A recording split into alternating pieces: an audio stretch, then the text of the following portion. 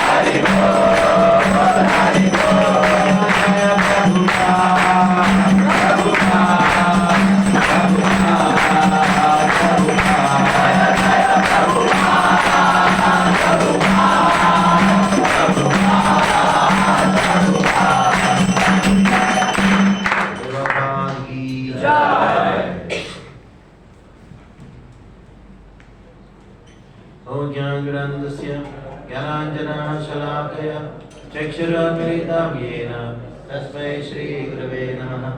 श्रीचैतन्यमनोभीष्टं स्थापितं येन भूतले स्वयं रूप कदा मह्यं ददाति स्वपदान्तिकं। वन्देऽहं श्रीगुरो श्रीयुतापदकमलं श्रीगुरुन् वैष्णवांश्च श्रीरूपं साग्रजातं सहगणा रघुनाथान्वितं तं सजीवं साद्वैतं सावधूतं परिजनसहितं कृष्णचैतन्यदेवं श्रीराधा कृष्णपादान् सहगणा ललिता श्रीविशाखान्वितांश्च नमो विष्णुपादाय कृष्णप्रेष्ठाय भूतले श्रीमते भक्तिवेदान्त स्वामिनिति नामिने। नमस्ते सारस्वते देवे गौरवाणी प्रचारिणे निर्विशेष शून्यवादी पाश्चात्यदेशतारिणे। नमो विष्णुपादाय कृष्णप्रेष्ठाय भूतले श्रीमते भक्तिसिद्धान्त सरस्वती निति नामिने। श्रीमार्षवानवी देवी दयिताय कृपाब्धये कृष्ण संबंध विज्ञान दायिने प्रभवे नमः। माधुर्योज्ज्वल प्रेमाढ्य श्रीरूपानुगभक्तिद श्री गौरा करुणाशक्ति नमोस्तुते। नमस्ते गौरवाणी श्रीमूर्तये दीनतारिणे रूपानुगा विरुद्धाप सिद्धान्तध्वान्तहारिणे। नमो गौरकिशोराय साक्षात् वैराग्यमूर्ते विप्रलम्बारसाम्बोधे पादाम्बुजाय ते नमः। नमो भक्ति विनोदाय सच्चिदानन्दनामिने गौरशक्तिस्वरूपाय रूपानुगावराय ते। गौराविर्भावभूमेस्त्वं निर्देष्टा सज्जनप्रियः वैष्णवसार्वभौम श्री जगन्नाथाय ते नमः। वाञ्छाकल्पतरुभ्यश्च कृपा सिन्धुभ्य एव च पतितानां पावनेभ्यो वैष्णवेभ्यो नमो नमः। नमो महावदन्याय कृष्णप्रेमप्रदायते कृष्णाय कृष्णचैतन्य नाम्ने गौरत्विषे नमः। पञ्चतत्त्वात्मकं कृष्णं भक्तरूपस्वरूपकं भक्तावतारं भक्ताख्यं नमामि भक्तशक्तिकं। हे कृष्णा करुणा सिन्धो दीनबन्धो जगत्पते गोपेश गोपिकान्त राधाकान्त नमोस्तुते। जयतां सुरतो भङ्गो निर्गति मत्सर्वस्वावदाम्भोजो राधामदनमोहनो दिव्यवृन्दारण्यकल्पद्रुमादः श्रीमद्रत्नागारसिंहासनस्थो श्रीमद्राधाशीलगोविन्ददेवो त्वष्ट्रालिविसेव्यमानो स्मरामि। श्रीमान् व्यासरसारम्भे वंशीवटतटस्थितः कर्षं वेणुस्वनेर्गोपीर् गोपीनाथः श्रीयस्तुनः।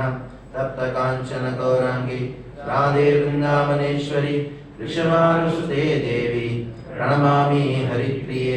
जय श्री कृष्ण चैतन्य प्रभु नित्यानंद श्री अद्वैता गदाधर श्रीवासादि गौर भक्तवृंद।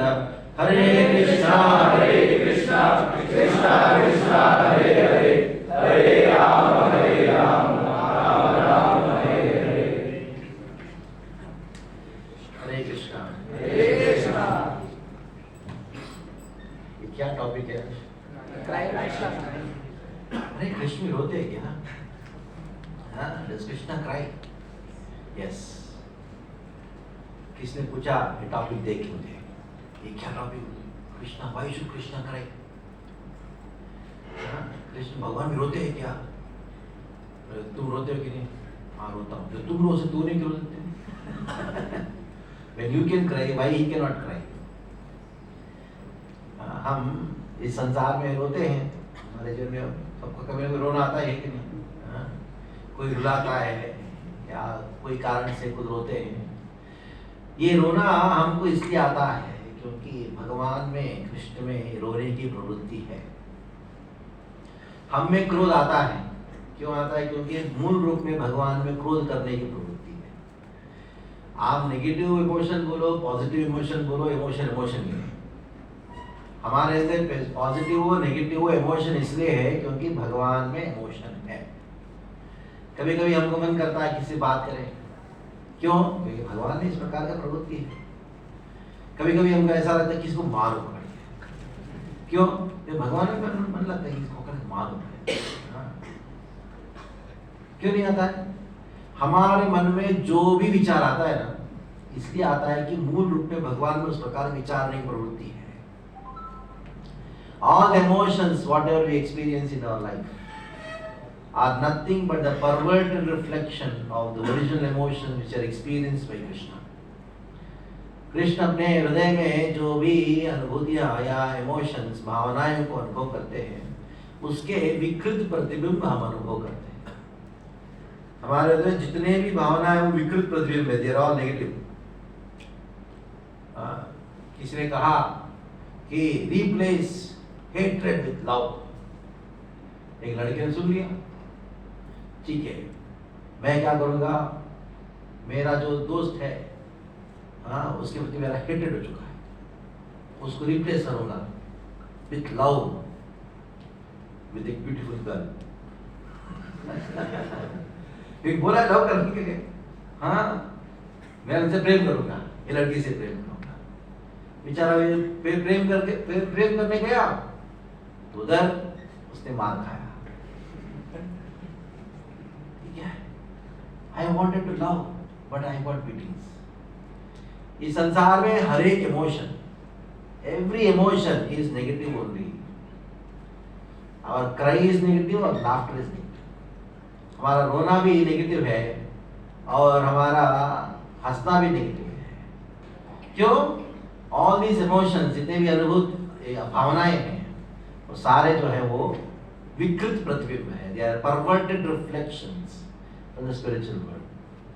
जैसे गीता में भगवान ने कहा कि ऊर्ध्वं मूलम अधश्चात्तम अश्वत्थम प्राहुरव्ययम छन्दांसि यस्य पर्णानि यस्त्वं वेद स वेदवित्। एक ऐसा एक जगत है जो जिनकी शाखाएं जैसे वृक्ष है, इसकी शाखाएं ऊपर है, मूल ऊपर है, शाखाएं नीचे है। ऊर्ध्व मूलम मतलब roots, was got roots upwards, branches downwards। ये कौन सा है, कौन सा वृक्ष है? ये वृक्ष कहाँ दिखाई पड़ेगा आपको?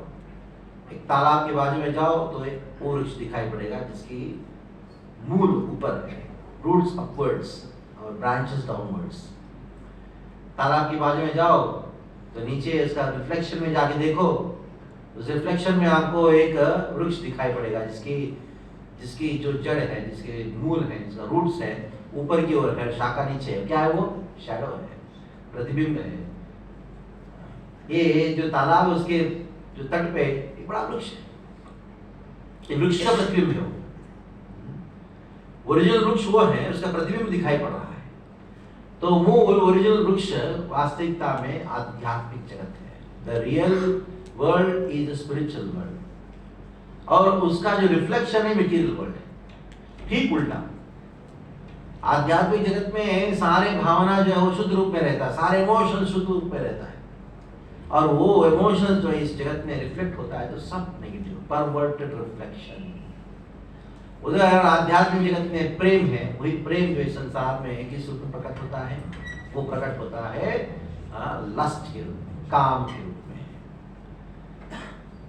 आध्यात्मिक जगत में भी क्रोध है, ऐसा नहीं है। यशोदा कृष्ण से क्रोध करती है, कृष्ण स्वयं नरसिंहदेव के रूप में क्रोध करते हैं, वो शुद्ध है। भगवान कृष्ण के संबंध में जितने अवतार है, उनका स्वरूप में जो भी भावनाएं हैं वो शुद्ध है।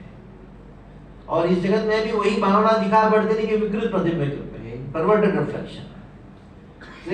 Emotions are meant to give only trouble to us, हमको केवल परेशान करने के लिए। देखो, इमोशनली व्यक्ति जब डिस्टर्ब होता है, उसके पास आप 56 भोग लेके जाओ, रसगुल्ला खाओगे तो नहीं खाना, इतना मीठा है, फिर भी उसको कड़वा लगता है।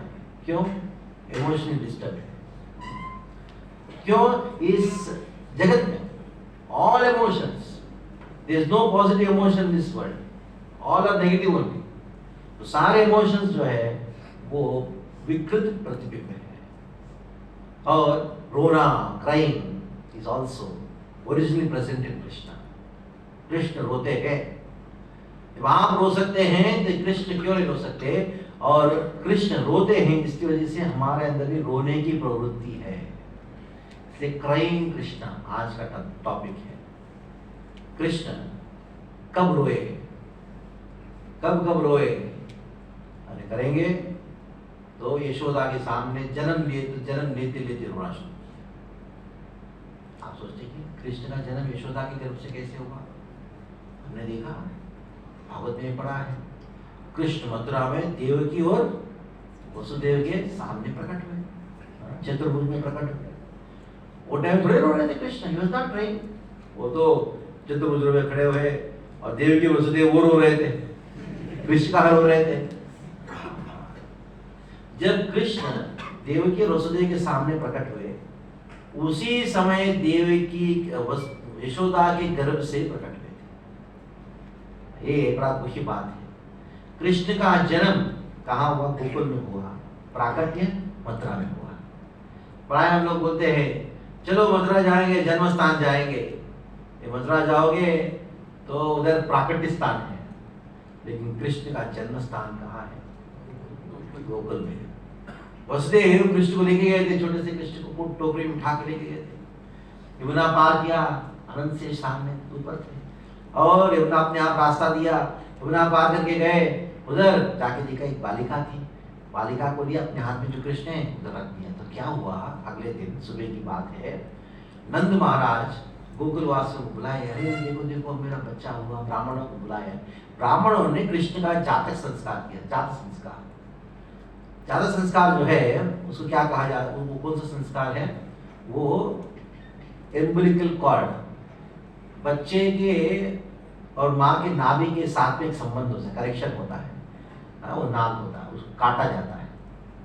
तो कृष्ण और यशोदा के बीच में जो करेक्शन था नाल का, उसको काटा गया और ब्राह्मणों ने मंत्रों को उच्चारण किया। अब बताओ, अगर देवकी के पुत्र कृष्ण को वसुदेव उधर से लेके आए, इधर रख के बालिका को लेके गए, तो क्या वसुदेव जाने से पहले कुछ करेक्शन करके गए थे क्या? नाल का वर्णन तो है नहीं। वास्तविकता में क्या हुआ? यशोदा 2 बच्चों को जन्म दिए थे, एक बालक को, एक बालिका को। जब वसुदेव उस बालक को लेके आए, वो कौन सा कृष्ण थे? वो कृष्ण है ब्रजेंद्र नंदन कृष्ण, वो कृष्ण वासुदेव कृष्ण। वसुदेव जो लेके आए मथुरा के कृष्ण है। तो वासुदेव कृष्ण ने क्या किया? तो उन्होंने ये कृष्ण को जब लेके आए वसुदेव, ये वासुदेव कृष्ण को लेके आए, तो उन्होंने जैसे उधर रखा, जो यशोदा ने जन्म दी थी वो कृष्ण का नाम है ब्रजेंद्र नंदन कृष्ण। ये वासुदेव कृष्ण ब्रजेंद्र नंदन कृष्ण शरीर में समा गए, दोनों एक हो गए। तो इसका अर्थ क्या है? भगवान श्री कृष्ण कहाँ जन्म लिए? वो गोकुल में जन्म लिए। तो ऐसे ऐसे अनेकों प्रमाण है उसके।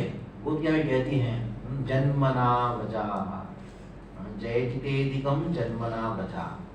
हे प्रभु, आप जन्म कहाँ लिए? ब्रज में जन्म लिए, आपका जन्म। उसके वजह से व्रज जो है जयतितेदिकम, वैकुंठ से भी अधिक हो गया। वैकुंठ में कृष्ण का जन्म लीला नहीं होता, कहाँ होता है? केवल ब्रज में होता है। वैकुंठ में कहाँ कृष्ण का जन्म लीला होता है? नहीं। नारायण के रूप में है, लक्ष्मी है, उधर कोई जन्म लीला नहीं, कोई बाल लीला नहीं, कुछ नहीं, उधर खेल कूद कुछ नहीं है। तो जैसे यशोदा के गर्भ से जन्म लिए कृष्ण, क्या बच्चा जैसा होता है ना, ऐसा होना शुरू किया। सबसे पहला लीला कृष्ण का जन्म लेने के बाद क्या? रोने की लीला थी। देखो, रोना जो है ना वो स्वाभाविक होता है। मनुष्य है तो रोना तो स्वाभाविक है। जीवन में एक ना एक बार तो रोया हुआ रहेगा पक्का। खास करके रोने के बाद थोड़ा दिल हल्का हो जाता है, इसलिए रोता है। ऐसा कहा गया है, स्त्रियां जो है लंबा उम्र जीती है, पुरुष लंबा जीते नहीं। क्यों मालूम है? रोने को दबा के रखते पुरुष लोग। स्त्रियां जो है जरूर पड़ती हैं और रुलाती भी थी और रोती भी रुलाती है, तो इसके लिए कोई लंबा समय जीते। जो भी हो, जैसे सबसे पहला कृष्ण जो लीला किया, रोने की लीला की, जैसे बच्चा क्या क्या रो। तो ऐसे दिखा जाए ब्रज में अनेकों बार कृष्ण और भक्तों की विरह में रोए कृष्ण। तो ये रोना कृष्ण का रहा, लेकिन जो कृष्ण का 24 घंटा रोना, 24 घंटा रोना कृष्ण का कब हुआ बताओ? वो जब द्वारका गए। द्वारका में कृष्ण 24 घंटा रोते थे। कहाँ बोलोगे? द्वारका में हमने सुना 16,108 पटरानियां होंगे। हमने सुना बड़ा दरबार में वो उद्धव के साथ में मंत्री उद्धव और बहुत सारे उनके मंत्रीगण हैं, प्रजाओं के साथ उनका साथ संवाद होता था और युद्ध भी किए, गीता को उपदेश दिया कृष्ण ने, सब कुछ किया। लेकिन ये तो सब बाह्य दिखाई पड़ रहा है। वास्तविकता में कृष्ण द्वारका में 24 घंटा रो रहे हैं, 24 आवर्स इज क्राइंग, लेकिन आंखों में आंसू नहीं दिख रहा है, क्योंकि वो राजा है। राजा अगर आंखों में आंसू टपका के रोते, लोग बोले क्या हो गया इसको, ये राजा कैसे बोलेंगे? इसलिए ऐसा रोना था। कृष्ण का हृदय में रो रहे, is crying with in his heart, he cannot show, he can externally show that he is crying. क्यों रो रहे हैं? क्योंकि कृष्ण ब्रजवासियों के विरह में रो रहे हैं। He is crying in separation from the ब्रजवासीज। देखो, रोना अनेकों चीज के लिए होता है, लेकिन हर चीज का विरह के लिए होता है। जैसे बच्चे के हाथ में कोई खिलौना है, उसको छीन लो तो क्या करता है वो? उसके लिए रोता है, माँ के लिए रोता है। कोई वस्तु, कोई व्यक्ति के विरह में रोता है, मतलब किसी का मृत्यु हुआ, रोता है। यानी आप जिनसे प्रेम करते हो तो उससे दूर होते हो तो उसका विरह में व्यक्ति रोता है। ये रोने का एक सबसे महत्वपूर्ण कारण है और मुख्य कारण यही है हर व्यक्ति का कि हम विरह में रोते हैं, किसी व्यक्ति के, किसी वस्तु के जिसके हम प्रेम करते हैं उसके विरह में हम रोते हैं। अब देखो, कोई किसी का प्रेम हो गया कोई युवती के साथ, वो युवती जो है वो किसी और से प्रेम करती है, ये लड़का रोना बंद करता है, रात भर रोता है, दिन भर रोता है, क्या करो। उसके मम्मी के सामने भी रोता है, पापा के सामने भी रोता है, तो क्यों रो रहे? बस पूछो कितना रोना। तो वैसे कृष्ण भी क्या कर रहे हैं? उनके प्रिय ब्रजवासी हैं, गोपियां हैं, श्रीमती राधा रानी है, उनके विरह में द्वारका में रो, लेकिन हृदय में रो रहे, बाहर दिखाई नहीं सकती, बड़ा समस्या है। ये क्राइम कृष्ण है। द्वारका में कृष्ण नित्य रूप में रोने के अलावा और कोई कार्य नहीं। तो एक दिन ऐसा हुआ, कृष्ण से बाहर विहरण करते करते गोपियों का विरह इतना तीव्र हो गया तो एकदम बेहोश हो गए। बेहोश हो गए, क्या करें? कृष्ण दिखाई नहीं पड़ रहे। बड़ा बगीचा था, बगीचे में वो बेहोश हो गए। कृष्ण ढूंढ रहे हैं, सुभद्रा भी ढूंढ रही है, बलराम ढूंढ रहे हैं, उद्धव ढूंढ रहे हैं, बलराम जी ढूंढ रहे हैं, नारद जी भी ढूंढ रहे हैं। ढूंढते इधर कृष्ण गार्डन में बेहोश होकर पड़े। ऐसा बेहोश होकर पड़े, पूछो मत। सब जगाने के प्रयास उठी नहीं रहे कृष्ण। इतना तीव्र उनका रोना था तो उनका होश पूरा चला गया। तब बलराम ने पूछा क्या हो गया? नारद ने कहा मैं उनको जगा सकता हूँ। तो बलराम ने कहा जल्दी जगाओ। तो नारद ने कहा देखो, जैसे मैं जगाऊंगा ना तुरंत क्या होगा मालूम है? वो कृष्ण उठेंगे और भागेंगे, ब्रज की ओर भागेंगे। तुम चाहते हो कृष्ण भागे ब्रज की ओर? द्वारका कहाँ, ब्रज कहाँ, इतना दूर है। तब बलराम ने क्या करना होगा? मैं उनको जगाऊंगा, लेकिन एक रथ का तैयारी करो। एक रथ को तैयार किया गया था, रथ बुलाया गया था, दारू बैठा हुआ था। कृष्ण जैसे उठे रथ को बैठा देंगे, वो रथ लेके जाएगा द्वारका से मथुरा या वृंदावन लेके जाएगा। तो तैयार हो गया। तो बलराम ने कहा हे नारद, इसको जगाओ, कृष्ण को कुछ मंत्र बोलो। तूने बोला था मंत्र जानते हो, मंत्र से बोलो तो जगाओ। तब नारद जी ने कहा मैं जगाऊंगा। जैसे मैं जगाऊंगा कृष्ण उठेंगे, रथ की ओर बैठेंगे, सीधा ब्रज जाएंगे और ब्रजवासी जो है उनको हार्ट अटैक आएगा। अचानक कृष्ण को देखेंगे, अचानक इतना खुशखबरी मिलेगा। इतना सालों का कृष्ण का विरह के बाद राधा रानी और सारी जितनी गोपियां कृष्ण को देख के इतना आनंद में हो, अपना प्राण त्याग करेंगे। कुछ करो। बलराम ने कहा देखो जाओ, आपको जाके गोपियों को खबर देना पड़ेगा कृष्ण आ रहे हैं। तब बलराम ने कहा नारद को कि उद्धव जाएंगे। उद्धव ने कहा मैं नहीं जाऊंगा, क्योंकि गया था, जाके इन गोपियों को समझा क्या, मैं जाऊंगा, कृष्ण को भेजूंगा, तुम चिंता मत करो, आप लोग, मैं आश्वासन देता हूँ।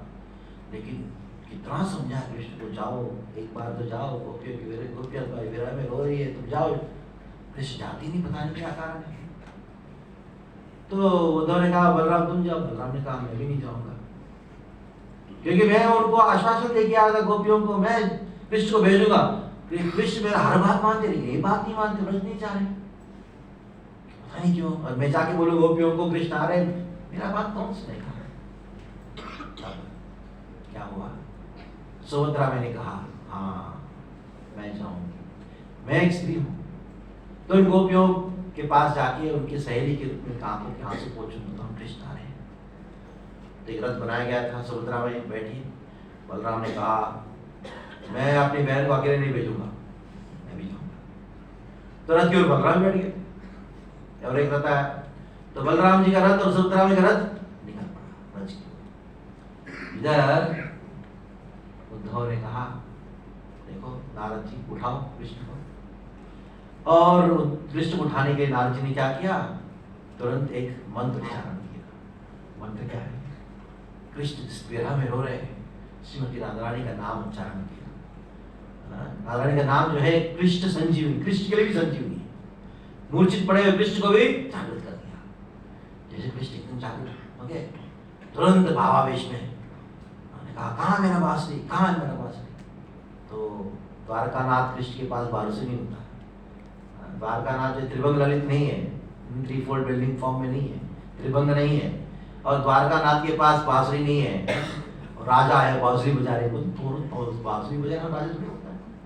तो तुरंत ब्रज भाव में है, कृष्ण ने क्या किया, मैं ब्रज जाने के लिए तैयार हूँ। तो नारद जी ने कहा रथ तैयार है, आप ब्रजवासियों से मिलने के लिए जाइए। तो ब्रजवासियों का बात सुनते ही, नाम सुनते ही कृष्ण एकदम मदमत हो गए। तो एकदम पियकड़ होता है ना कोई व्यक्ति, पिया व्यक्ति, जैसे आगे जाता है पीछे, आगे जाता है पीछे जाता है। जैसे कोई टोटल पिया हुआ है, वो कैसे चलता है बताओ, आगे जाएगा फिर वापस पीछे, उसको पूरा धक्का देना पड़ता है, फिर वापस आगे जाएगा। ऐसा कृष्ण उसको धक्का दे के उठा के ऐसे ऐसे करके फिर रथ की ओर बिठा दिया। तो आपने सुना होगा जगन्नाथ रथ यात्रा के पहले जगन्नाथ जी रथ की ओर कैसे कैसे जाते हैं, उसको पहाड़ी विजय कहते हैं। आपने टीवी में कहीं देखा होगा ना, जगन्नाथ क्या करते हैं, वो हटाल उठाते हैं, उठा के आगे पीछे, और उठाए फिर आगे करते हैं, फिर आगे पीछे करते हैं, फिर उठा के आगे करते हैं। इसको पहाड़ी विजय कहा जाता है। ये कब कहाँ शुरू हुआ, ये उधर द्वारका में शुरू हुआ। द्वारका में नारद जी और उद्धव कृष्ण को उठा के कैसे बिठाए, उठा के आगे करा कैसे पीकड़ को उठा के गाड़ी में डालते ना, ऐसे कृष्ण को उठा के रथ पर बिठा दिया। तो ये कृष्ण का रोना द्वारका में 24 आवर्स कृष्ण। ये है जगन्नाथ रथ यात्रा। जगन्नाथ रथ यात्रा क्या है, किसका प्रतीक है, वो कृष्ण का रोने का प्रतीक है। और ये जो जगन्नाथ जी दर्शन आप करते हैं मंदिर में, जगन्नाथ दर्शन किया ना इतने बड़े बड़े, कौन है जगन्नाथ, वो है क्राइंग कृष्ण, रोता हुआ कृष्ण है। जब गोपियों के विरह में जब कृष्ण रोते हैं वो जगन्नाथ है। गोपियों के विरह में कृष्ण मदमत होके वो बेहोश हो जाते हैं, वो जगन्नाथ जी है। गोपियों के विरह में एकदम बिल्कुल पागलपन हो जाता है कृष्ण का, वो रो स्वरूप है Jagannath. He is crying Krishna. तो प्राय लोग सोचते हैं कि अरे कृष्ण तो आनंद घन है, आनंद से परिपूर्ण है, सांग्रानंदात्मकम। आपको कृष्ण कौन है, अगर सरल भाषा में कोई आपको पूछता है, आपको सरल भाषा में कहना कृष्ण कौन है, वो इस कृष्ण। सिंपल भाषा, सिंपल परिभाषा है। इस संसार में जितना भी सुख है, जितना भी आनंद है, और आध्यात्मिक जगत में कितना सुख है, कितना आनंद है, सबको एक जगह इकट्ठा करो, वो कृष्ण है। आनंद घन सांग्रानंदात्मकम। हमारा दुख का कारण क्या है, कृष्ण से दूर है, वही दुख का कारण है। कृष्ण जितना नजदीक रहोगे उतना सुख है, क्योंकि वो सारा सुख और आनंद का मूर्तिमान स्वरूप है। तो आप बोलोगे ऐसा कैसे, आप कैसे कह सकते ऐसा? प्रमाण है। इस संसार में बहुत अमीर व्यक्ति सुख ढूंढ रहा है, सुख कहाँ मिलेगा, सुख कहाँ मिलेगा, पैसा है उसके पास, गाड़ी है, बंगला है, जो चाहे आप ना जीवन में जितना नहीं कमा सकते वो जन्म से किसी को मिल गया। एक व्यक्ति से पूछा तुम्हारा गोल क्या है तुम्हारे जीवन का? बस ज्यादा कुछ नहीं, कोई बस 5-10 करोड़ हो जाए ना। 5 और 10 बहुत अच्छा है, 7-8 करोड़ हो जाए, चलेगा 7-8 करोड़, बस 7-8 करोड़ हो जाए, बस मेरा आनंद ही आनंद है, जीवन में कुछ नहीं चाहिए। मैंने कहा एक परिवार है जिसकी संपत्ति 100 करोड़ की है, उस परिवार में एक बच्चा जन्म लिया, जन्म लेते ही क्या हो गया, कितना संपत्ति का मालिक हो गया हो। तुम जीवन भर मेहनत करने के बाद भी बोले 7-8 करोड़ मिल जाए, काफी हो, जन्म से मिल गया। तो ये मूर्खता है तुम्हारा। कोई संसार में कोई व्यक्ति सुखी नहीं है क्योंकि सुख को ढूंढ रहा है। अगर सुखी है तो सुख को क्यों ढूंढेगा? मान लो आपके पास एक घड़ी है, आपके पास है तो उसको ढूंढोगे नहीं, जब खो जाए तभी तो ढूंढोगे ना, जब आपके पास नहीं तभी ढूंढोगे। आपके पास घड़ी होने पर ढूंढोगे क्या? नहीं, आप घड़ी आपके पास क्यों ढूंढोगे? तो सुख के पीछे क्यों पड़े बताओ? सुख के पीछे क्यों? क्योंकि सुख नहीं है इसके पीछे पड़े हैं, ढूंढ रहे हैं व्यक्ति, इधर जाओ सुख, उधर सुख। आप उनको मालूम नहीं सुख कहाँ है, आनंद कहाँ है, कहाँ है? कृष्ण है। जो कृष्ण के संबंध में रहते, कृष्ण के साथ में रहते, वो सुखी है। इसलिए सुख को ढूंढते नहीं है। किसी ने मुझे प्रश्न पूछा, आपको कभी ऐसा नहीं लगता मुझे भी कुछ इस संसार का सुख चाहिए? आपको ऐसा लगता नहीं? तो मैंने कहा मुझे नहीं लगता क्योंकि मेरा ऑलरेडी है। तो नहीं, आपको आवश्यक नहीं है। अगर नहीं है तो मैं ढूंढूंगा, अरे है तभी तो नहीं ढूंढ रहा हूं ना। तो आप ढूंढ रहे हो क्योंकि आपके पास नहीं है। क्यों? हमारे पास कृष्ण है, जिसके पास कृष्ण है उसके जीवन में पूरा आनंद है, आनंद का है।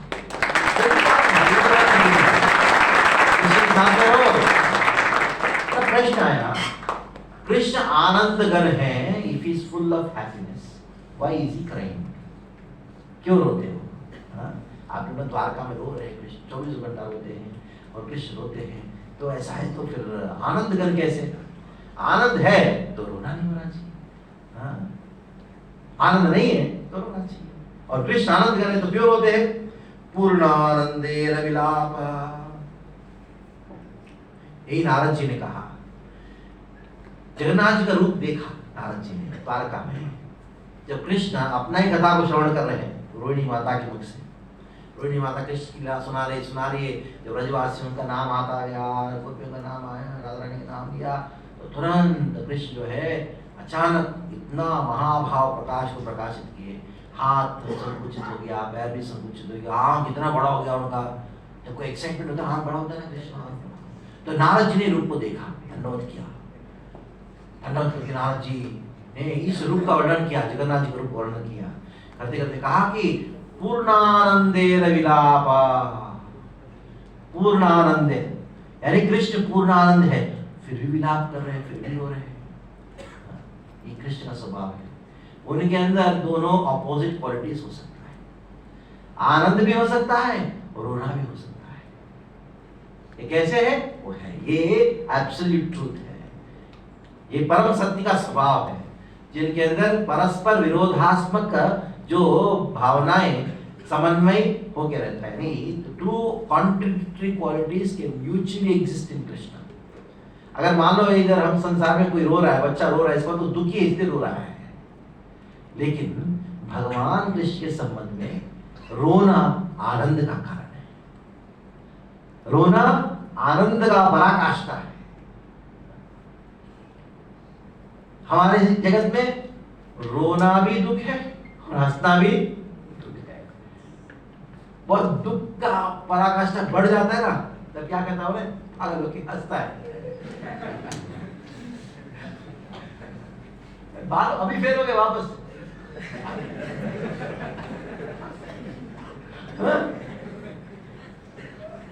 पहले क्या होता है, माँ बहुत मारती बच्चे को, बहुत मारते बच्चा रोता है, बच्चा बड़ा होता है ना, जब माँ मारती है ना हंसता है।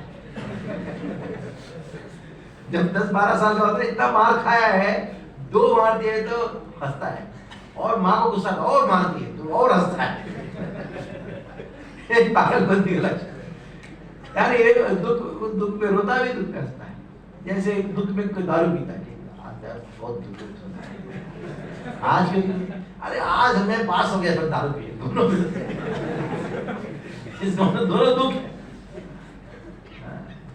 तो कृष्ण का ये स्वभाव है, उनका रोना भी आनंद ही नहीं, आनंद का पराकाष्ठा है। और जो ये रोता हुआ स्वरूप है कृष्ण का, जगन्नाथ जो है वो सर्वोच्च स्वरूप है। कृष्ण के अनेकों स्वरूपों में सर्वोच्च स्वरूप है, जिस स्वरूप में क्या करते हैं कृष्ण, सारा जगत को बता रहे, देखो मैं अपने भक्त से प्रेम करता हूँ, मैं अपने भक्तों का विरह का अनुभव करता हूँ, भक्तों का प्रेम का विरह का अनुभव करने वाला स्वरूप है।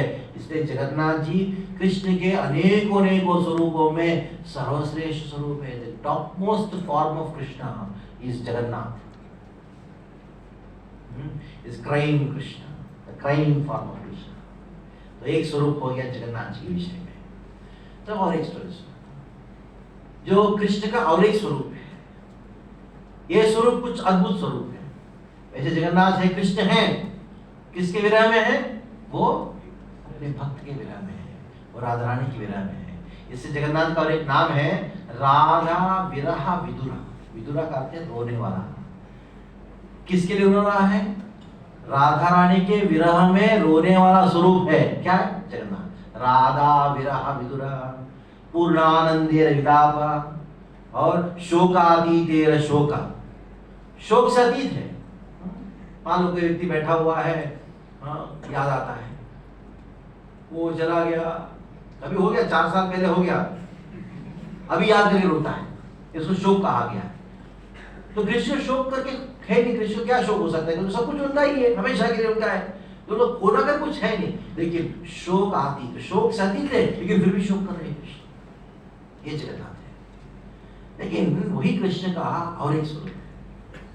क्या स्वरूप है वो है श्री चैतन्य महाप्रभु। तो इस स्वरूप में भी कृष्ण रोए। उनका रोने का भाव क्या था, वो कृष्ण भक्ति के भाव में, यानी राधा रानी का भाव स्वीकार करके कृष्ण विरह को अनुभव कर रहे हैं। जब कृष्ण राधा रानी के लिए रोते हैं, वो कृष्ण जगन्नाथ है।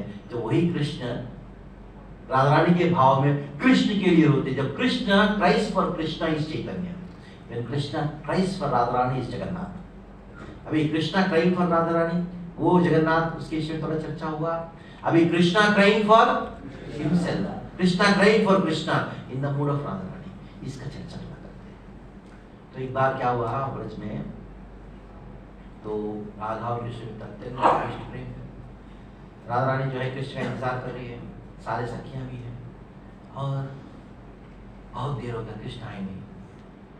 उधर ललिता विशाखा राधा रानी की सखियां हैं, तो एक द्युति को भेजी, एक बालिका को भेजी, जाओ पता करो कृष्ण कहाँ है।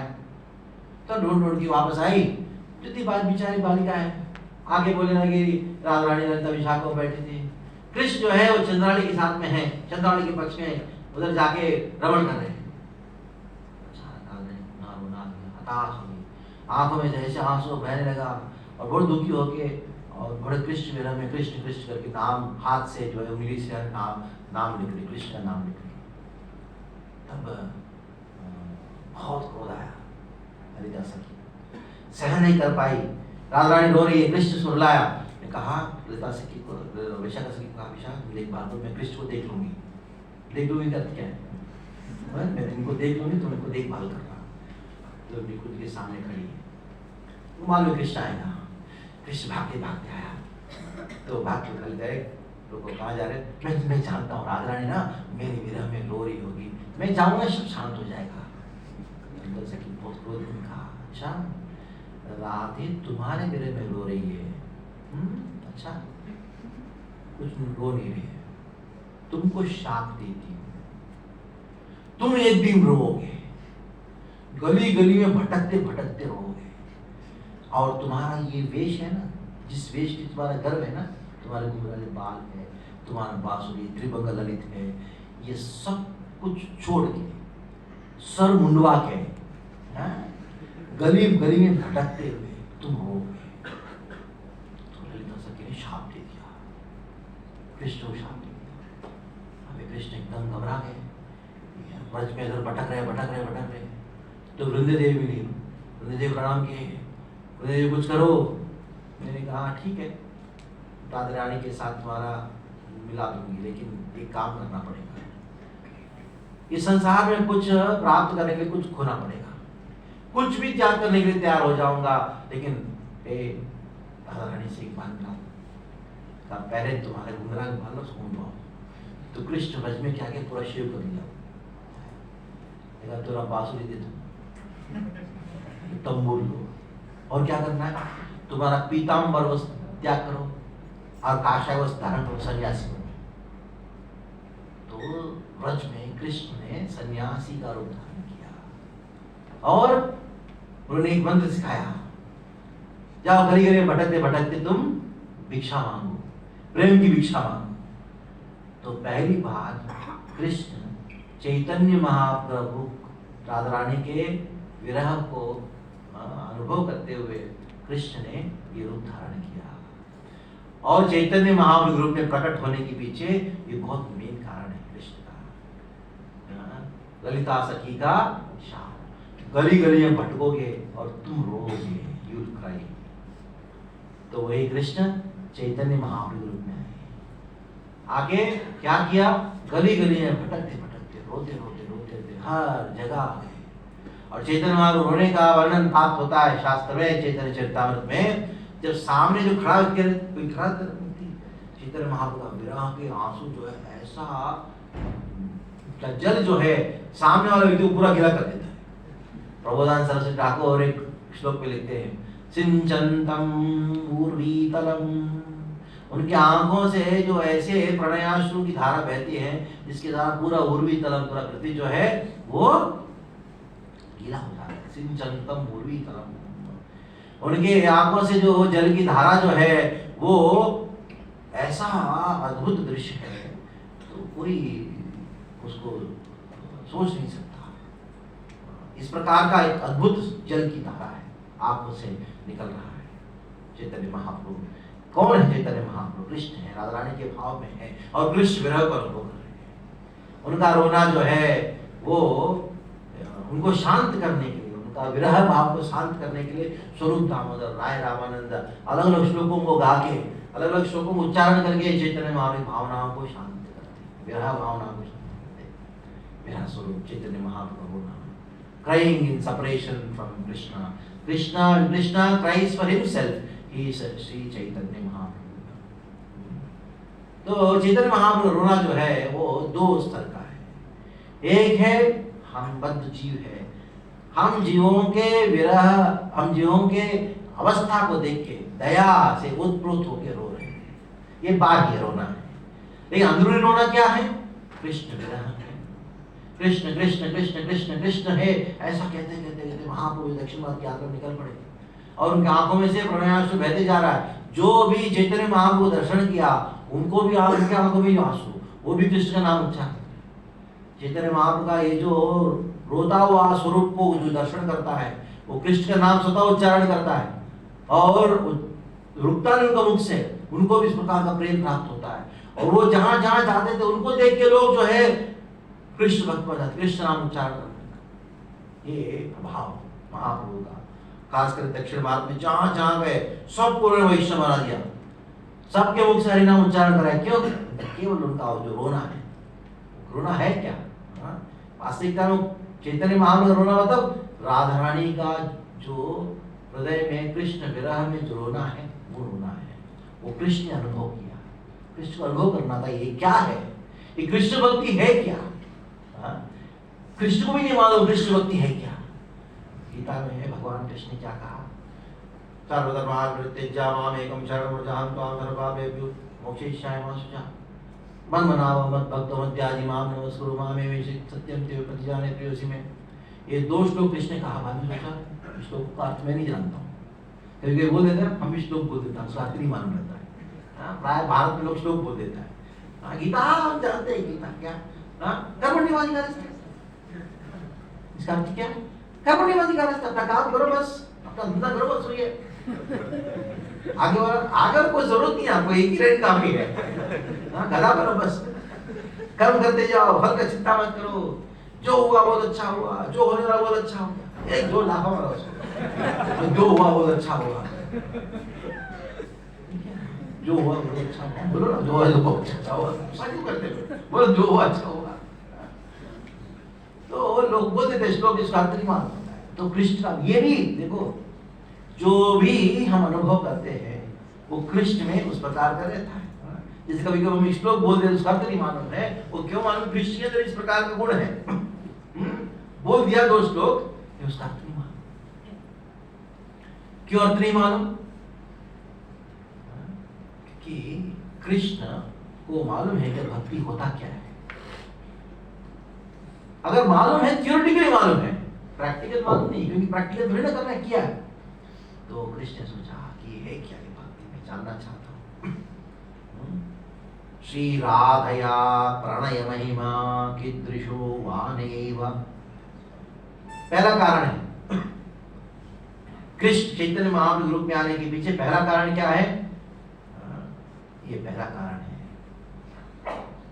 श्री राधया प्रणय महिमा।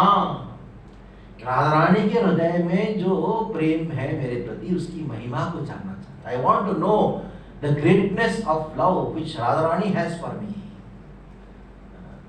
कृष्ण ने देखा राधा रानी मुझसे प्रेम करती है, मैं भी राधा रानी से प्रेम करता हूँ, लेकिन जितना राधा रानी से मैं प्रेम करता हूँ उससे ज्यादा प्रेम राधा रानी मुझसे करती है। मैं जानना चाहता हूँ कि राधा रानी मुझसे कितना प्रेम करती है। I want to know the greatness of love which Radha Rani है। तो उसके लिए क्या करना होगा? राधा रानी का भाव को स्वीकार करना। भक्ति है क्या है, प्रेम होता क्या है, अद्भुत चीज है, मैं जानना चाहता हूँ। बुद्धों को कृष्ण कहते हैं, कृष्ण मैं जानता हूँ, मैं मेरा अनुभव कर रहा हूँ, लेकिन जब गोपियों का स्मरण करता हूँ वो लोग तो केवल मेरे लिए जी रहे हैं। वो कितनी बार प्राण त्याग करने के लिए सिद्ध हो गए, लेकिन बाद में उनके मन में आता है कृष्ण अगर आएंगे, अगर हमको नहीं देखेंगे, वो दुखी हो जाएंगे, मुझे दुखी नहीं करना है, मुझे केवल मेरा सुख के लिए जी रहे हैं।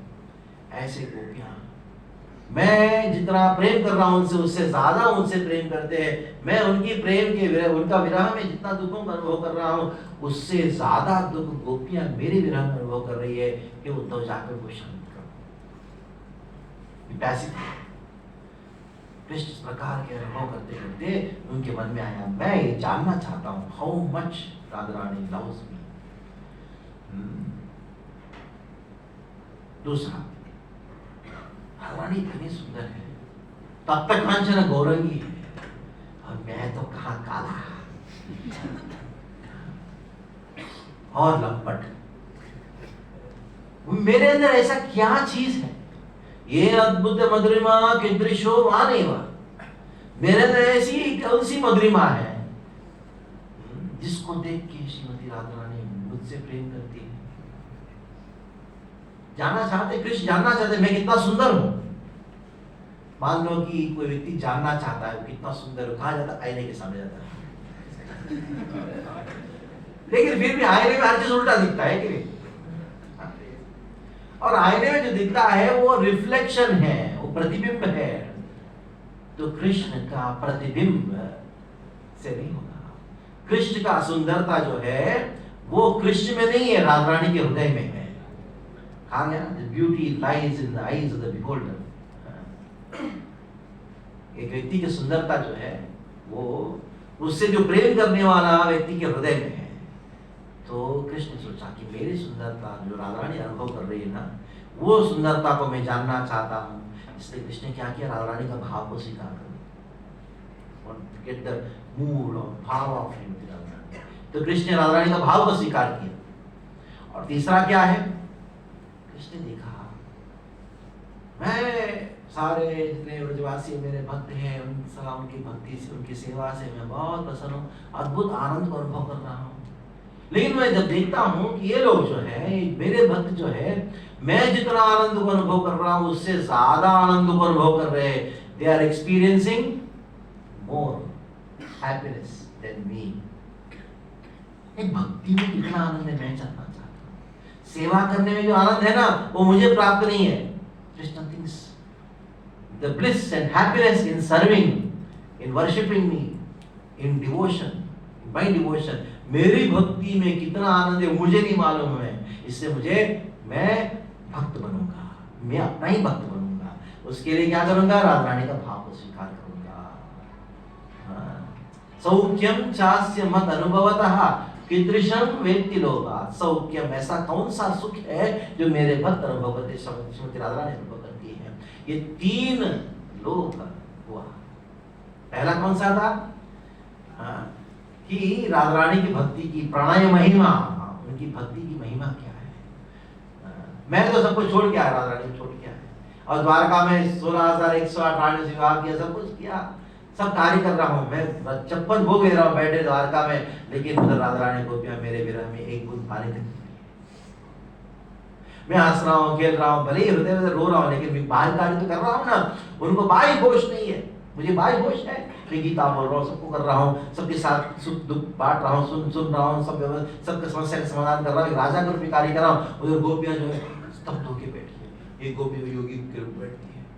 इस गोपी ने पूछा, क्या कर रही हो? मैं ध्यान कर रही हूँ। क्यों ध्यान कर रही हो? किसके ऊपर ध्यान कर रही हो? कृष्ण को भूलने का ध्यान कर रही हूँ। फिर अचानक रो पड़ती, बोलते कितना प्रयास किया कृष्ण को भूलने के लिए, नहीं हो पाता। हम ध्यान करते कृष्ण को स्मरण करने का, लेकिन ध्यान स्मरण नहीं होता, ध्यान नहीं होता। तो ऐसी ये भक्ति का महिमा मैं जानना चाहता हूँ। ये क्या है? ये विचित्र भक्ति है, ये पागलों वाली भक्ति है, वो मैं जानना चाहता हूँ। इसलिए इस्कॉन से जुड़ जाना व्यक्ति, प्रोग्राम आना शुरू करता है तो सबसे पहला उसकी माता पिता पागल हो गए तुम। उसका भाई बोले, पागल हो गए तुम, क्या हो गया तुमको, पगला गया क्या? और मंदिर में जाओ, कोई ऐसा नहीं बोलता, इधर आते पागल हो गए। ये फर्स्ट प्रोग्राम में आया, मंजा नहीं पागल हो जाए, बराबर क्या अच्छा था, अच्छा प्रसाद लेके आए, ऐसा क्यों बोलते हो? नहीं पागल हो जाएगा। सही बात है। आपने बहुत सारे भक्तों को देखा होगा, लेकिन पागलों वाली भक्ति जो है ना, वो इधर होता है। क्यों? वो भक्ति गोपियों ने किया कृष्ण। जिस भक्ति को देख कृष्ण में आश्चर्यचकित हो गए, तो कृष्ण को मन में लगा, मुझे ऐसी भक्ति करनी, क्या है भक्ति, मैं भी घर करके देखना चाहता हूँ। मेरी सुंदरता, कृष्ण अपने आप को नहीं जानते, कृष्ण अपने आप को जानने के राधा रानी का भाव को स्वीकार करना पड़ा। कृष्ण के पास भक्ति का सुख नहीं है, वो सुख को अनुभव करने के लिए कृष्ण चैतन्य महाप्रभु को धारण करना, राधा रानी का भाव को स्वीकार कर। और क्या किया चैतन्य महाप्रभु? प्रकट होके क्रोध है, खास करके जगन्नाथपुरी में दिन भर कीर्तन और जगन्नाथ का दर्शन, जगन्नाथ दर्शन करना, कीर्तन करना, और रात भर और उनको शांत करने के स्वरूप दामोदर और रामांतर है।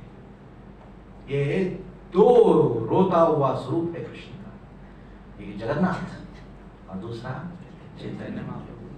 वो दोनों कृष्ण हैं।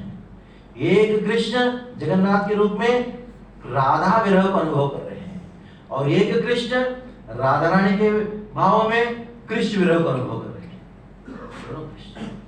कृष्ण राधा के विरह में रोते हैं तो जगन्नाथ, कृष्ण अपने ही विरह में रोते हैं तो ये इन दोनों का मिलन हुआ। कहाँ हुआ? जगन्नाथ रथ यात्रा के समय। रथ यात्रा के समय ये 2 रोते हुए स्वरूपों का मिलन हुआ। एक जगन्नाथ रथ की ओर बैठे हुए, और एक चैतन्य महाप्रभु रथ के सामने नाच रहे राधा रानी के भाव में, राधा कृष्ण का मिलन। और सब भक्त लोग क्या कर रहे हैं? हरि नाम संकीर्तन रथ खींच रहे। अभी ये दोनों स्वरूप का मिलन अभी 7 तारीख को होने वाला है। चैतन्य महाप्रभु का प्राकट्य दिवस है, और हमारे मंदिर में कौन है? जगन्नाथ। हाँ, जगन्नाथ सिंहासन में बैठे, वो भी प्रकार का रथ है, समझ लो। और चैतन्य महाप्रभु का प्राकट है। चैतन्य महाप्रभु प्रकट होके सारे जगत को दिखाया प्रेम होता क्या है। जहाँ प्रेम है ना, उधर रोना जरूर है। रोना, आंखों का आंसू और प्रेम ये दोनों अलग नहीं कर सकते। ये वास्तविक प्रेम है। वास्तविक प्रेम में रोना चैतन्य महाप्रभु ने सिखाया। तो ये मंदिर जो है, ये क्या है, इधर क्या सिखाया जाता है? रोना सिखाया जाता है। तो बोले क्या बोल रहे हो आपको भी ऐसा लगता है आदमी पगला गए। क्या बोले, रोना सिखाया जाता है? क्या आप हमको हंसाते हो, हम रोना सीखा। हाँ, रोना सीखा। तो रोते रोते बीच में पागल बुद्धि में हंसता भी है। ये रोना है क्या? हमारे आचार्य थे, प्रभुपाद जी के शिष्य थे, उनका नाम है गौर गोविंद स्वामी महाराज।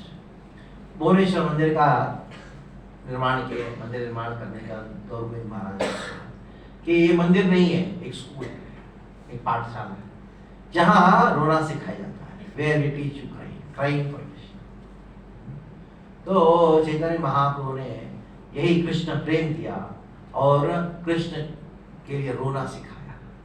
हरे कृष्ण महामंत्र क्या है? हम जब करते हैं हरे कृष्ण कृष्ण कृष्ण हरे हरे, हरे राम राम राम हरे। ये कृष्ण ग्रह में रोना है। ये नाम जप करो और रोना प्रारंभ करो। आप बोलोगे प्रभु जी क्या है, हम तो इधर कुछ सुख ढूंढने के लिए आए हैं, आनंद ढूंढने के लिए। आप बोले रो। हाँ, कृष्ण के लिए रोना ये आनंद का पराकाष्ठा है, टॉप मोस्ट हैप्पीनेस। कृष्ण भी अनुभव करना चाहते हैं। कृष्ण का भी ये विचार है कि मैं आनंद तो सब अनुभव किया, लेकिन मेरे गोपियों के प्रिय गोपियों के प्रिय भक्तों के विरह में जो रोना है वो आनंद का पराकाष्ठा है। Top most bliss is crying in separation from Krishna. ये हमारा topic, crying Krishna. Actually topic है the crying Krishnas, two Krishnas. एक ही कृष्ण है, दो स्वरूपों में क्राइंग फॉर्म्स, एक जगन्नाथ, एक चैतन्य महाप्रभु प्रकट है। उस दिन की तैयारी सबको करना चाहिए। कैसे करोगे? हरे कृष्ण करने के बाद, हरे कृष्ण कीर्तन करने के बाद। अभी जो भी मुझे कहना था मैंने कह दिया। आपको कोई प्रश्न है? Questions please do ask.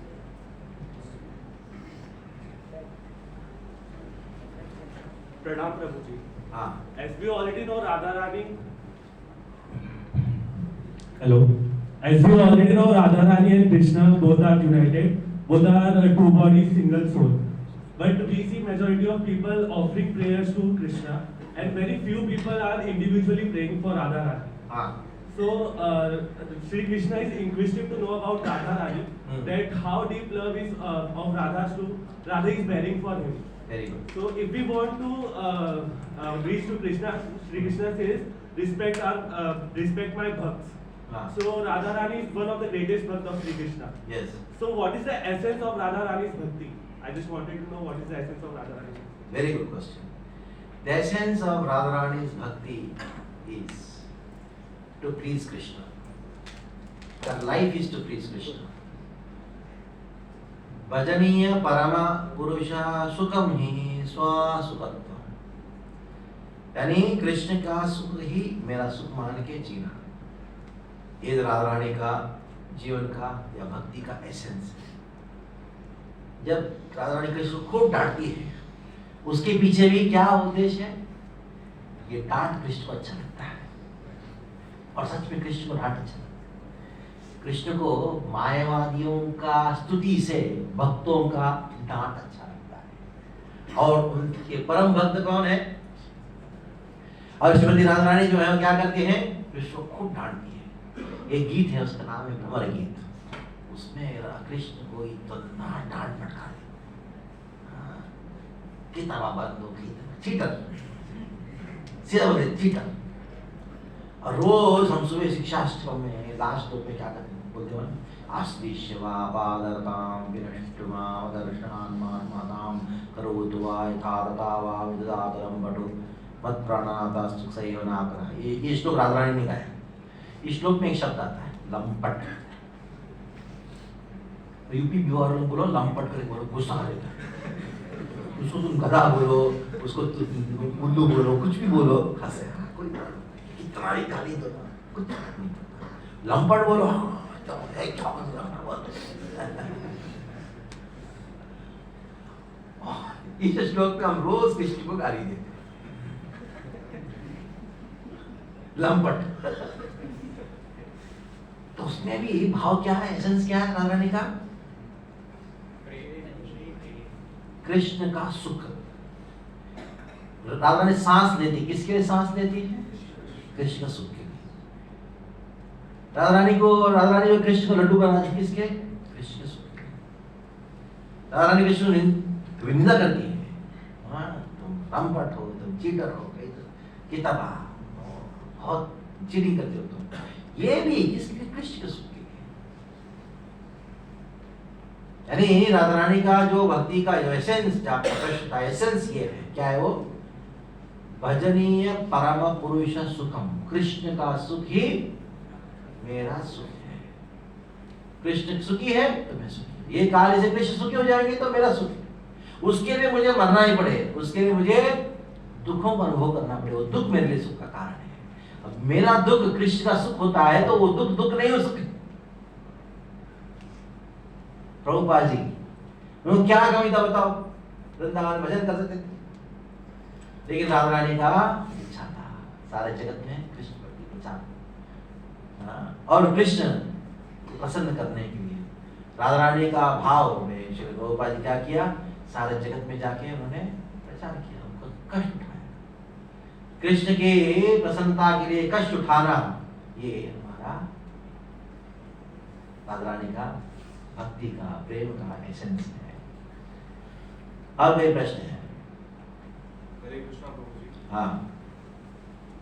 Prabhu ji, like which ashram to decide for the youth, like which factor depends, like one has to go in brahmachari ashram or grihast ashram, what factors should we look upon? अच्छा प्रश्न है। देखो जन्मतः सब कौन है बताओ? इनका प्रश्न ये है, हमको कौन से आश्रम में जाना चाहिए? ब्रह्मचारी आश्रम में जाना चाहिए, गृहस्थ आश्रम में जाना चाहिए, कौन सा आश्रम में जाना चाहिए? ये कौन से फैक्टर में हम डिसाइड कर सकते हैं? ये आपका प्रश्न है ना? पहली बात है, जन्म लेते ही व्यक्ति कौन से आश्रम में है? ब्रह्मचारी आश्रम में। लेकिन पहले जिस आश्रम में हो उसको अच्छा पालन करो। पहले आप कौन से आश्रम में अभी?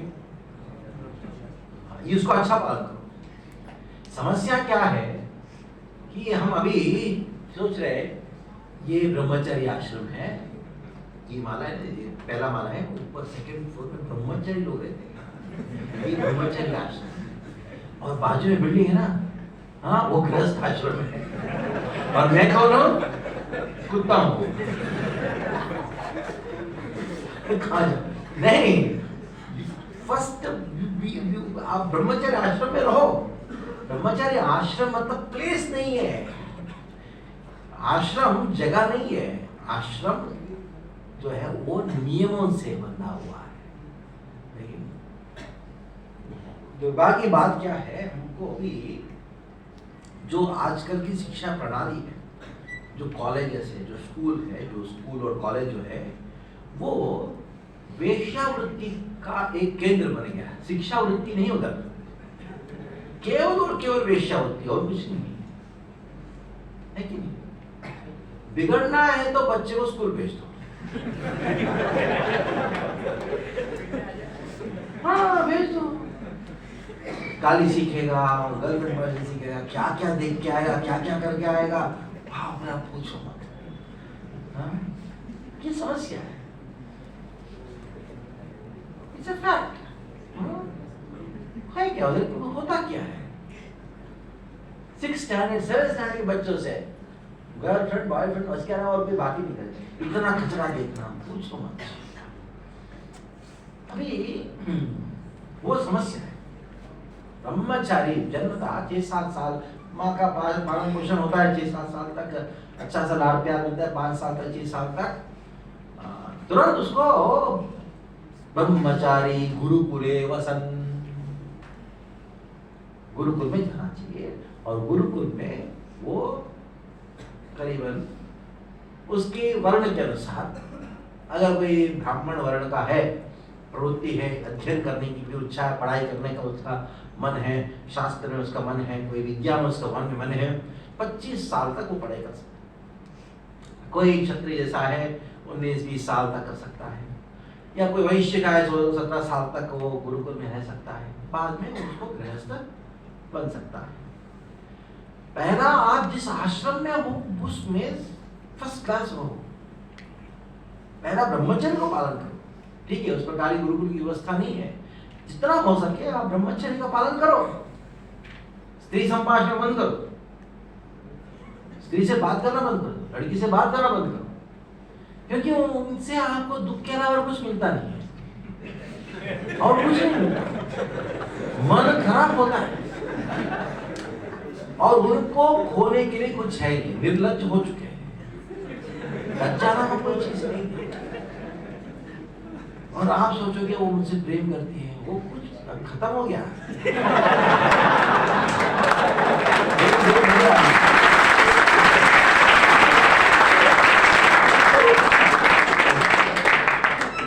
इतना सपनों का अनुभव हो चुका है क्या?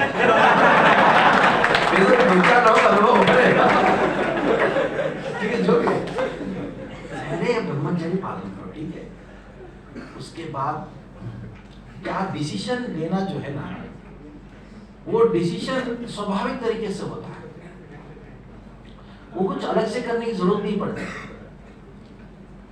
कुछ लोगों को अपने आप मन में आता है, क्या ये सब झंझट करने का है, क्या झंझट भागने का है, अपने आप आता है, उसको सिखाने की जरूरत नहीं पड़ती। कुछ लोग जी आपने कैसे ज्वाइन किया, कैसे ज्वाइन किया, कर दिया।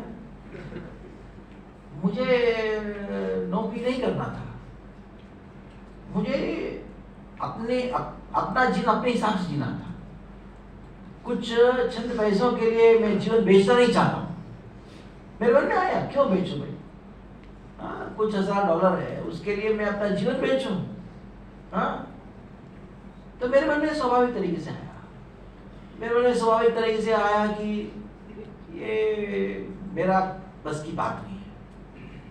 विवाह करना, उनको संभालना, उनकी बातें सुनना, बच्चे को देखभाल करना, मैं नहीं कर सकता हूँ, मेरी बस की बात नहीं है। हाँ, जो सोचता है मैं कर सकता हूँ, हम होंगे कामयाब एक दिन, नो प्रॉब्लम, इंतजार करेंगे 1000 साल होने तक।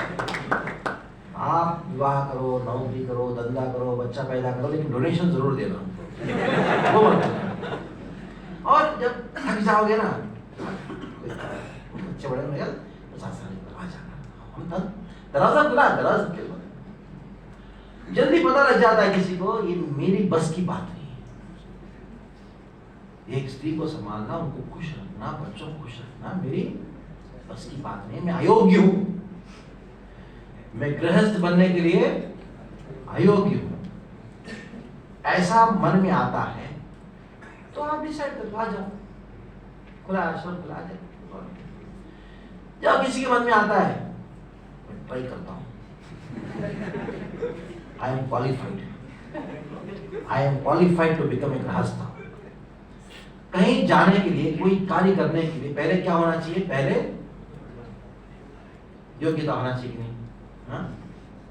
योग्यता के बिना मान लो किचन में कब जाओगे बताओ, कुकिंग करने के लिए कॉन्फिडेंट हो, आता हो नहीं आता अलग बात है, एक कॉन्फिडेंस देता है। क्या कॉन्फिडेंस देता है, मैं कुकिंग कर सकता हूँ, सबको खिला सकता हूँ और सबको अच्छा लगेगा, कॉन्फिडेंस होना चाहिए, हाँ? तभी करोगे ना कोई भी चीज, तभी कार्य करोगे, हाँ? तो उसके लिए आपको मोटिवेशन सेमिनार मिलेगा आपको, हाँ मोटिवेशन सेमिनार, तो हाँ मैं कर सकता हूँ। आपको कोई मोटिवेशन सेमिनार देता है, उससे मोटिवेट हो गए, यस मैं भी कर सकता हूँ, मैं एक स्त्री को संभाल सकता हूँ, उनको खुश रख सकता हूँ, उनसे प्रेम कर सकता हूँ, उनको संभाल के रख सकता हूँ, उनको ऐसा सम्मान कर सकता हूँ वो किसी और के पास नहीं भागे। हाँ, और मैं अपने बच्चों को सम्मान कर सकता हूँ, उनके लिए घर बना सकता हूँ, मैं लाख रुपए महीने कमा के कम से कम 50,000 महीने का ईएमआई भर सकता हूँ। आपको अगर कॉन्फिडेंस है ना, आज ही कर लो। बहुत सारी लड़कियां वेट कर रही है, हाँ, हमारे भक्ति वेट कर रही है, बहुत सारे, हाँ, नो प्रॉब्लम। और कॉन्फिडेंस नहीं है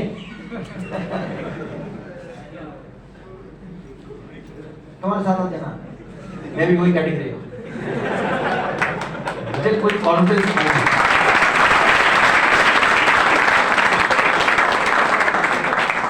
एक भक्त ने कहा, एक लड़के ने कहा, प्रभु जी मुझे कॉन्फिडेंस नहीं कि मैं ब्रह्मचर्य में रह सकता हूँ। तो मैंने कहा तुमको गृहस्थ बने कॉन्फिडेंस, प्रभु वो भी नहीं है। तो अगर ऐसा है तो क्या करूं? जैसे हो ऐसे ही रहो ना। जैसे थे वैसे रहो। हाँ, बाद देखो किस पे कॉन्फिडेंस है तुमको। हर कार्य करने में कॉन्फिडेंस की आवश्यकता है, ठीक है? अरे विवाह कर रहा है तो कितना बड़ा कॉन्फिडेंस है, मुझे कभी कभी आश्चर्य की होता है क्या कितना कॉन्फिडेंस है उसका, मानना पड़ेगा। और गृहस्थ आश्रम जो है ब्रह्मचर्य आश्रम का सीनियर आश्रम है, तो सीनियर अगर योग्य है तो सीनियर बनो। हम अभी भी जूनियर है, हम जूनियर ही रहना चाहते हैं, हम सीनियर बनने की मेरे पास योग्यता नहीं है। जब ये सोचता है कि मेरे पास योग्यता है, जाओ, योग्यता नहीं है ऐसे रहो, सिंपल है, ये स्वतः आएगा, ये स्वतः आएगा, ठीक है? और कोई और किसी का नहीं है? आपका एक प्रश्न है, देखते किसी और का देखते, आपका लेंगे जरूर, लेकिन हाँ इधर है, इनके बाद आपका 2 प्रश्न है इधर।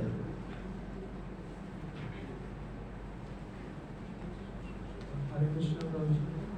प्रभु जी आप जैसे बता रहे क्राइम कृष्णा के बारे में, हाँ, वो और हमारा क्राइम परवर्टेड है, तो अभी उसको कन्वर्ट कैसे करें? अभी लेक्चर तो सुनने पर उसके बाद भी अलग अलग विषयों में मतलब अटैचमेंट तो रहता है, तो इसको कन्वर्ट कैसे करें? शास्त्र में कहा गया अटैचमेंट के विषय में,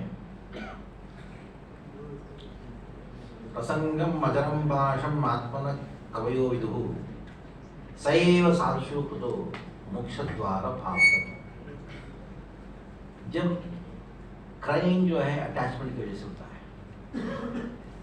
change the object of attachment, हमारा अटैचमेंट का जो ऑब्जेक्ट है चेंज। कृष्ण से डायरेक्ट अटैचमेंट तुरंत होना मुश्किल है। अटैचमेंट जो है भौतिक व्यक्तियों से निकाल के भक्तों में लगाओ। सैव साधु सुकृतो, जो अटैचमेंट साधुओं के प्रति होता है, मोक्ष द्वार भावतः, ये मोक्ष द्वार खुल जाते हैं।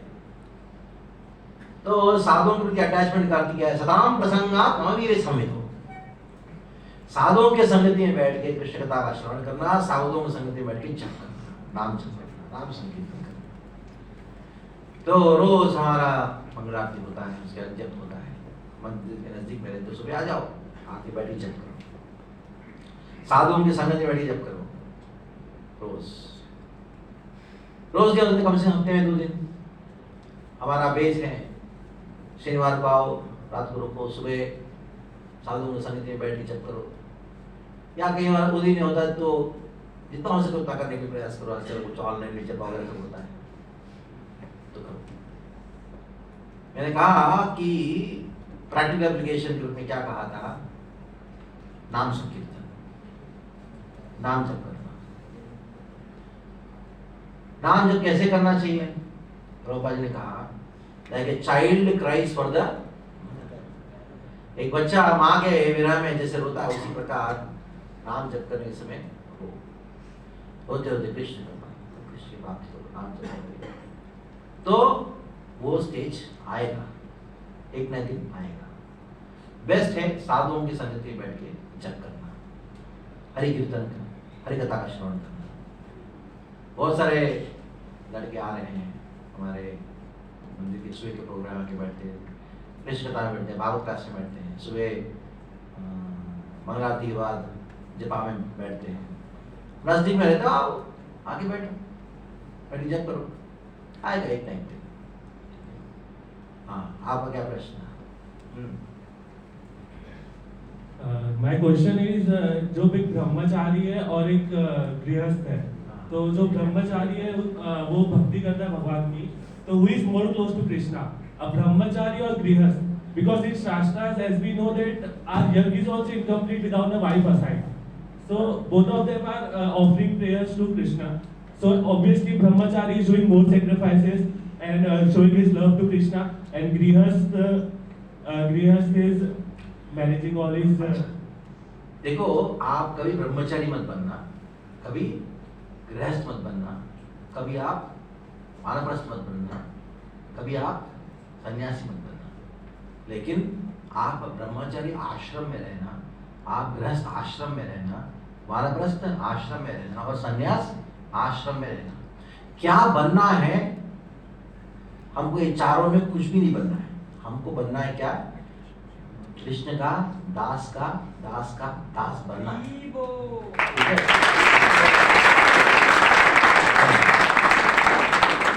बिल्कुल, मतलब क्या है? मतलब वो बनना चाहता है। कृष्ण का दास है ना? ये श्लोक है ना, कौन सा श्लोक है? ना हम विप्रो न च नरपति न हम वैश्यो न शूद्रो न हम वर्णी न च गृहपतिर्नौ वनस्तो यतिर्वा किंतु प्रोद्यम निखिल परमानंद पूर्णामृताब्दे गोपीवर्तो पदकमलयोर दासाम। मैं कौन हूँ? क्या बनना मुझे? दास का दास। वैसे तो तुलसी करार क्या कहते हैं? मत जन्मना फलमिदं मधुकैटवा मत प्रार्थनीय मदनुग्रह एषैव तव भृत्य परिचारक भृत्य माम इति लोक स्मर लोकनाथ। 7 बार कहते हैं मैं दास का दास, ये बनो। हाँ, हमको ना ब्रह्मचारी बनना है, ना वानप्रस्थ बनना है, ना गृहस्थ बनना है, लेकिन हमको रहना कहीं कहाँ रहना है हमको? रास्ता ब्रह्मचर्य आश्रम में रहो, गृहस्थ आश्रम में रहो, या वानप्रस्थ आश्रम में रहो, या सन्यास। चारों आश्रम में कोई ना कोई आश्रम में रहो। ये चारों में कॉमन चीज क्या बताइए? आश्रम। सब कुछ कॉमन है। आश्रम जो शब्द कॉमन, कोई भी आश्रम में कोई भी रहता है तो कृष्ण को प्रसन्न कर सकता है। कृष्ण का करीब कौन है? जो अच्छा जप करता है वही करीब है। चाहे सन्यासी है, लेकिन उतना भजन इतना स्ट्रॉन्ग है कि गृहस्थ भजन स्ट्रॉन्ग है, गृहस्थ आश्रम में कोई प्रॉब्लम नहीं है कि ब्रह्मचारी रहोगे तुम कृष्ण के करीब रहोगे, गृहस्थ रहोगे दूर रहोगे। कोई शास्त्र नहीं कहा है। नो शास्त्र स्टॉप इट। आप कितना अच्छा भजन कर रहे हो, आपके भजन के लिए कौन सा आश्रम योग्य उधर रहो। अगेन योग्यता। एक बार किसी मुझे पूछा था, रोज आप ब्रह्मचारी क्यों है? मैं गृहस्थ का योग्य नहीं हूं। हर व्यक्ति के लिए क्वालिफाइड होना चाहिए, गारंटी पक्का है क्या? ऐसा कुछ जरूरी है क्या? नहीं। हर व्यक्ति को डॉक्टर बनना ही है? नहीं बने। इंजीनियर बनता है कोई व्यक्ति, कोई प्योर बनता है, कोई टावर बनता है, कोई बनता है। वैसे ही कोई कंपल्सरी नहीं है हर व्यक्ति गृहस्थ बनना ही है, और कोई कंपल्सरी नहीं है कृष्ण को प्रसन्न करना है, ब्रह्मचर्य आश्रम में रहना ही है। Don't get confused about it. क्या बनना है? हम कृष्ण का दास का। कहाँ रहना है? आप यहाँ कंफर्टेबल हो, उधर रहो। जहाँ जिसके लिए योग्य है उस योग्यता में रहो। और आप गृहस्थ के लिए कोई योग्य है नहीं, गृहस्थ बनना चाहते हो नहीं, जब अपने आप को गृहस्थ बनने के लिए योग्य अपने आप को मानता है तो मेरे पास आना। मेरे पास बहुत सारी लिस्ट है। माता पिता मेरे पीछे पड़े कि मेरी बेटी का कोई लड़का ढूंढ लो, लेकिन योग्य कोई मिल नहीं रहा। जो गृहस्थ बनना चाहता है वो अयोग्य है। जो गृहस्थ आश्रम में जाना चाहता है वो, जो गृहस्थ बनना चाहता है वो तो कुत्ता ही बनना चाहता है। कौन सी बड़ी बात है? सूरी बनना चाहता है, बच्चा पैदा करता है, कौन सी बड़ी बात है उसमें? वो कोई बड़ी बात नहीं। तो जी मैं शादी करना चाहता हूँ, वो कुत्ता भी करना चाहता है, कौन सी बड़ी बात है इसमें? क्या है, वो प्रकृति सबको दिया है। ठीक है, समाप्त करेंगे। हाँ ठीक है।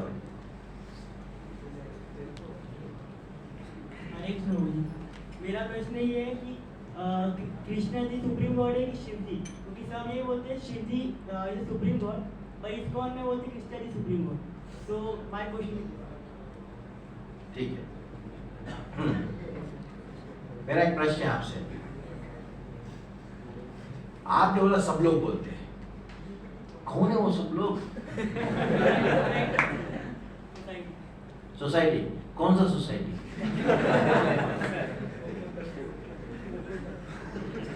आप इस्कॉन का मत सुनना, सोसाइटी का मत सुनना। अगर मान लो आपको फिजिक्स के बारे में कुछ प्रश्न है, कुछ जानना है, कौन से टेक्स्ट बुक लेके पढ़ोगे? सोसाइटी से पूछोगे आप? नहीं, आपको फिजिक्स जानना है तो फिजिक्स टेक्स्ट बुक खोल के देखोगे क्यों? तो आपको भगवान के विषय में जानना है कि नहीं? तो कौन सा सोसाइटी से पूछोगे? या सोसाइटी से पूछोगे या बुक से पूछोगे? बुक से पूछोगे कि नहीं? अच्छा, भगवान के बोलने वाला विषय में बोलने वाला बुक कौन से बताओ? भगवद गीता है ना, तो भगवद गीता खोल के पढ़ो। इस्कॉन का बात मत सुनना, सोसाइटी की बात मत सुनना, गीता खोल के पढ़ के उसके अंदर जो लिखा है उसके अंदर प्रश्न तो पूछना। ठीक है, वो एक बोलता है इसने बोला क्या हो, इससे क्या मतलब है हमको? हाँ, ये समस्या है। जब हम मैथमेटिक्स जानना है तो मैथमेटिक्स बुक खोल के देखेंगे, अगर हमको कॉमर्स का विषय में जानना है तो कॉमर्स बुक खोल के देखेंगे। हाँ, भगवान विषय में तो ये वो ऐसा टीवी में देखा प्रभु जी। अरे टीवी में मैथमेटिक्स क्या देखा आपने? अच्छा ये बताओ कि दुनिया में भगवान के विषय में बोलने वाला ग्रंथ यही तो है, गीता भागवत है ना? क्यों टीवी में देखते बताओ? क्या कोई जरूरत नहीं है। ठीक है, समाप्त करेंगे, वो लेट हो गया। हरे कृष्णा कृष्णा कृष्णा हरे हरे, हरे राम राम राम हरे हरे। ब्रह्मांड भविष्य दोनों एक भगवान जी गुरु कृष्ण प्रसाद भक्ति बता दी। ब्रह्मांड में घूमते हुए बहुत भाग्यवान जीव होते हैं जो गुरु और कृष्ण के आशीर्वाद से उनको भक्ति का बीज मिलता है। तो आज प्रभु जी हमारे सामने एक गुरु के तौर पे आके हमें द क्राइंग कृष्णा इसके बारे में हमें जो बताया उसके लिए हम उनका बहुत बहुत धन्यवाद करेंगे। जोर से एक बार हरे कृष्णा महामंत्र बोलते हुए हरे कृष्णा कृष्णा कृष्णा हरे हरे, हरे राम राम राम हरे हरे। आप सब में से कौन फर्स्ट टाइम आए, एक बार हाथ ऊपर कीजिए जरा। ये आप सभी का हमारे फर्स्ट टाइम उपासना फेस्टिवल में आए हैं, इसके लिए आपका हार्दिक स्वागत है। तो ये सभी डिवोटीज के लिए एक बार जोरदार हरे कृष्णा कृष्णा कृष्णा हरे हरे, हरे राम राम राम हरे हरे। और प्रभु जी से रिक्वेस्ट करेंगे कि वो अपना ऐसे कीमती टाइम हमें देते रहिए। थैंक यू वेरी मच प्रभु जी। आप सभी से